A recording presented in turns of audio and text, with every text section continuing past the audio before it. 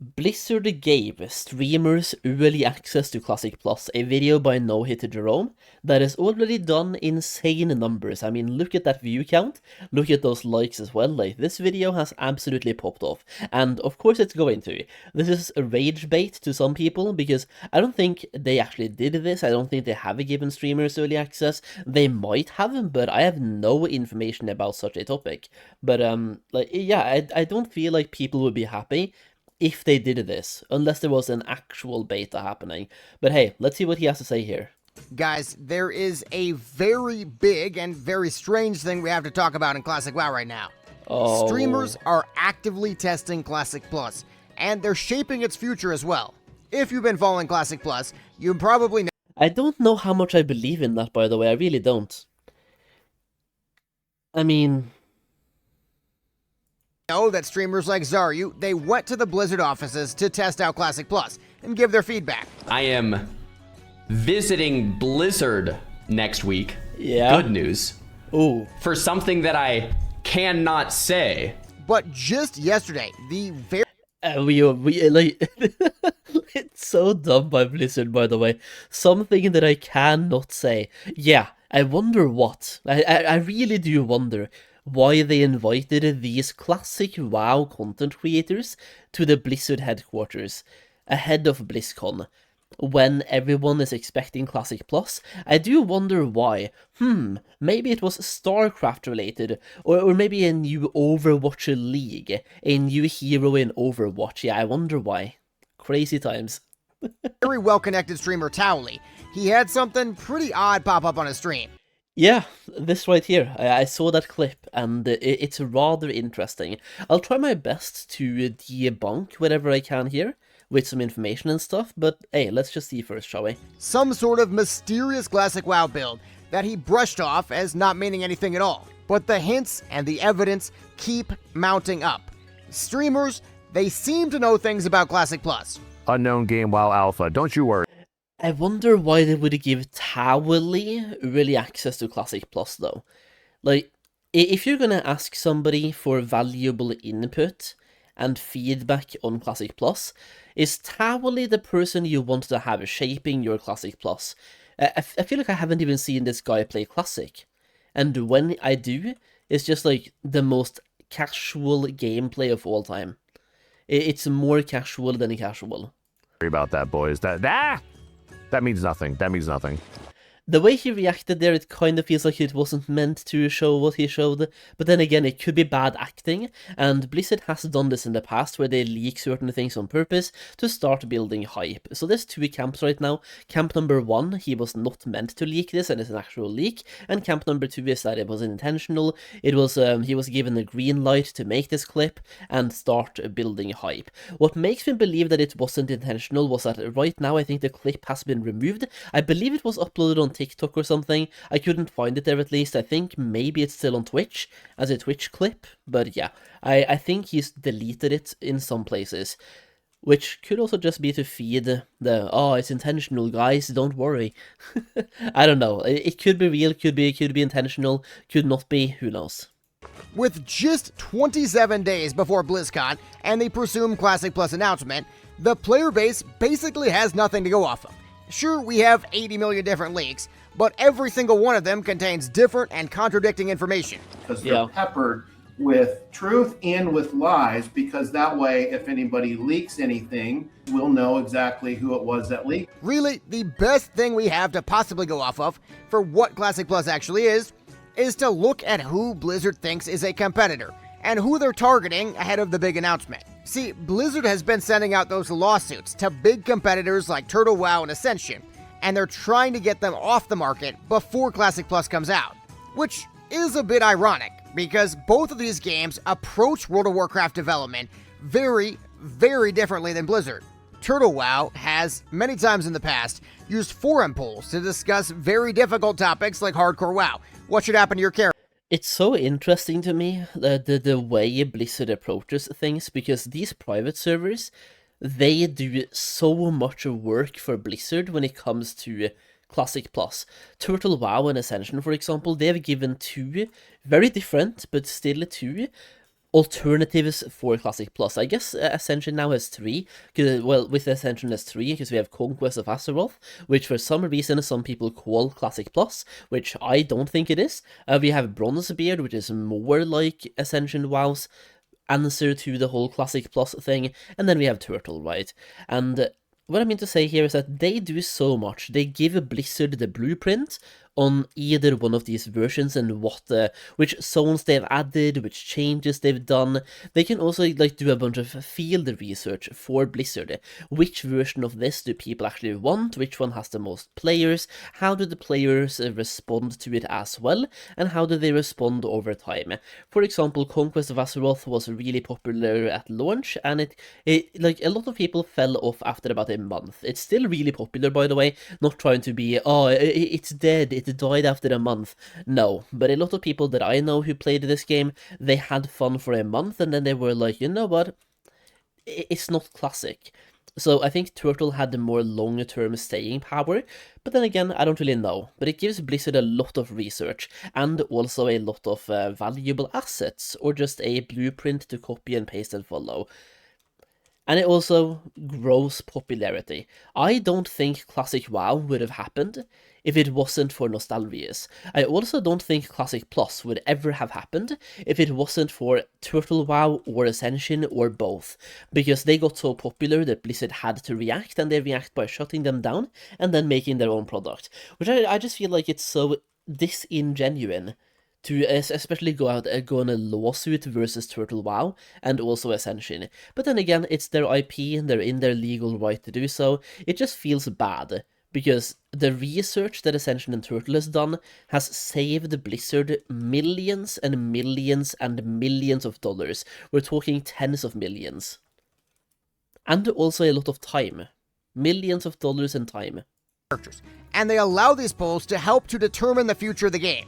Meanwhile, Ascension, they went even further, and they built a full-on in-game polling system, similar to RuneScape. Ooh. But Blizzard has a really? very different philosophy, at least according to a blue post from a few years back. In the post, they said that they want to make the very best game possible, and that isn't designed by democracy. That's the reason they have beta tests. Blizzard creates, you play, and then you provide the feedback, and they iterate. It makes sense on the surface. Well, I mean, okay. It's if you go back to this, let me go here. We create, you play, you provide feedback, we iterate. I want to alter this, because what I think here makes more sense is we create, you play, you provide feedback, we iterate sometimes if we feel like it. Because a lot of times it seems like they just simply ignore feedback as well. Or they take the feedback but they implement it as late as possible. They iterate. It makes sense on the surface, because the original 2004 devs, they were just going out and making the coolest possible things, all the things they could think of. They would put those things in the game, and then have the players test them on their alphas and their betas to give feedback. That was horrible. I ran out of quests like right away. And we're like, wait a second, you expect to just have quests just keep going? Something different, though, is happening in 2026 with Classic Plus. With maybe a few exceptions here or there, really the main people that have talked about and played and discussed with the developers about Classic Plus seem to be those streamers. Which is a bit odd, because Blizzard themselves have come out recently and even complained about streamers influencing the opinion of people, turning them against systems and ideas and things that might actually make the game better. I know exactly which video you watched. I know who made that video. And I know what the next 3 things you're going to say are. See, the ideal game for a streamer is very likely going to look different than the ideal game for a large portion of the audience. These groups of players are almost playing different games effectively. It's also worth noting that many of WoW's biggest streamers are big retail fans, like Towley. Their influence, their feedback, while earned over years of content creation for the game, may not 100% reflect what the majority of Classic players want. Now, the rollout for Classic Plus seems suspiciously similar to another Blizzard game, Overwatch 2. 2 months before release of Overwatch 2, Blizzard invited It's like referring back to the whole Towerly thing as well, and certain streamers having access to Classic Plus right now, whether it's a beta or an alpha build, I am not sure if I believe anyone has, but let's just assume that what the Jerome is talking about here is true, and some streamers have access to Classic Plus, whether it's an alpha or a beta, a testing ground or whatever it is. I just feel like a lot of that having alpha, having beta, is connected to being friends with the developers, which, I mean, fair, I guess, kind of. I mean, that's how life works as well, but, bro, he's a good content creator, but he plays retail 90% of the time, at least whenever I watch his stream. I don't want retail Andes influencing Classic Plus that much. There are so many Classic WoW content creators I would rather want to have that early access than a retail Andy, for example. And I'm not even saying me. I don't care if I get early access or not. Well, I do care, but I don't need it. I just need to know that whoever has it implements Classic-like stuff, and not just a bunch of retail. I don't want retail light. So I would much rather that whoever has access to Classic Plus is a Classic content creator, rather than just, he's a friend of the developers. Who cares? Who cares if they're friends with the developers? I want to know that this person knows what he's testing, why he's testing it, and knows what he's talking about, that is made Classic content. But I also hope that there is no testing like that, and I hope that if Blizzard, it seems like they're having this approach where they don't want any testing done, and they want to just make their own game. In which case, go for it. Full speed. Just make your own version of the game, I pray it's good, and leave all the mysteries open for everyone to explore for themselves. Specific creators to an invitation-only creator summit. But despite that summit and talking to those players, when Overwatch 2 released, the reactions were not necessarily super positive. It wasn't exactly what the player base wanted. Overwatch 2 isn't the worst game I've played this year, but it's definitely the most disappointing. It has taken years for Overwatch 2. Yo, can I just say, by the way, like, when Overwatch came out, holy, I loved Overwatch. Me and my friend, we worked the night shifts at, like, it's a job where, it's a physical job where you load stuff into containers, if that makes sense. It's just like mattresses, glass, you name it. And we worked night shifts the weekend when Overwatch came out, and we would play Overwatch, go to the job, or go to work, load up a bunch of containers, like 12-hour shift, come home, play Overwatch, and go back to work. We did 2 whole gaming sessions of like 10 hours each, and went to work for 12 hours, back to back, with no sleep.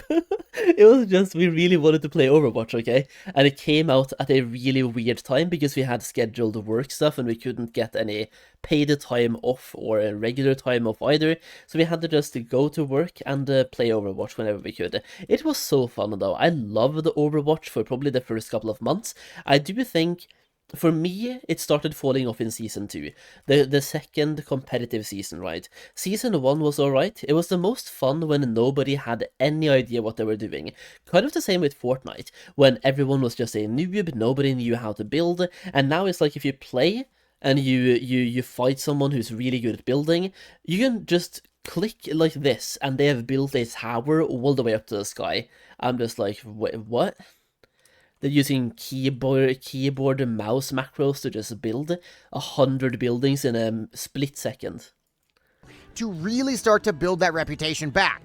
In fact, according to the Blizzard president, it was just this past quarter that Overwatch had its most success since that 2022 launch. A bad launch can really, really negatively hurt a product. But we also have to hope that Blizzard doesn't learn the wrong lesson here.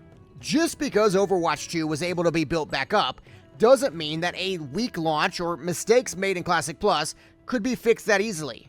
We saw an example of this just a few years ago with Blizzard's Season of Discovery. One of the phases of the game, Phase 3, with Sunken Temple, which is a 20-man raid, it also featured a system called Incursions, which really felt kind of the opposite of Classic. You were basically running in a circle. It became the best way to make gold, and at some point it was the best way to level as well. It really would have been... I have said over and over again, you're probably tired of hearing me say it right now, but I'll angle it slightly differently. I really hated Nightmare Incursions. That's not the different angle here, because I've said that multiple times. But the different angle is this. I am very, very happy that they gave us Nightmare Incursions in Season of Discovery, because if they didn't, they probably would have given it to us in Classic Plus, because somebody at Blizzard put this idea in front of other people at Blizzard, and they all collectively decided to put this into the game. So it required player feedback to just show them that this right here is bullshit. Nobody wants this in a Classic Plus environment, please don't give it to us.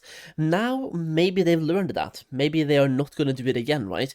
So for me, I'm happy they did it in Season of Discovery, because that way they might not do it now in Classic Plus. And long term, I just want to have the best version of Classic Plus that we can possibly have. So we'll see what happens. I remain hopeful. Cautiously optimistic, but hopeful. Right at home in some kind of mobile version of WoW. Ultimately, Phase 3 was really hurt by these incursions. Almost right out of the gate, the reputation of this phase was bad. It is very, very safe to say, with just a little bit more feedback, the incursion system would have never shipped. If Classic Plus comes out, entirely reliant on streamers for feedback, and they miss the mark on what people actually want, it seems kind of far-fetched to imagine 4 years from now that they've completely rebuilt that goodwill back, and they've gotten hundreds of thousands of players to resubscribe for $15 a month. Worth noting, Overwatch 2 is free. But it doesn't have to be this way, because there is a modern 2026 MMO model that is literally the exact opposite of Blizzard. Recently, RuneScape CEO John Bellamy, he came out with an interview about why RuneScape reached its highest player count that they've ever had.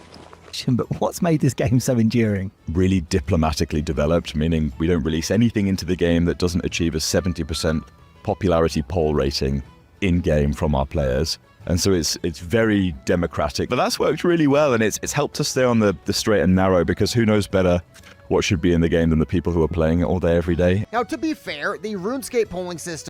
That right there is so based, by the way, and that is an approach that Blizzard will never have. Because they know better. They know better than people who play their game. They create product, we consume product. It has major flaws. For example, the PvE community often rejects PvP additions to the game, and vice versa, really. But Jagex has kept that polling system, even with the flaws, for 13 years, and they've kept growing year after year. That's due to a specific reason.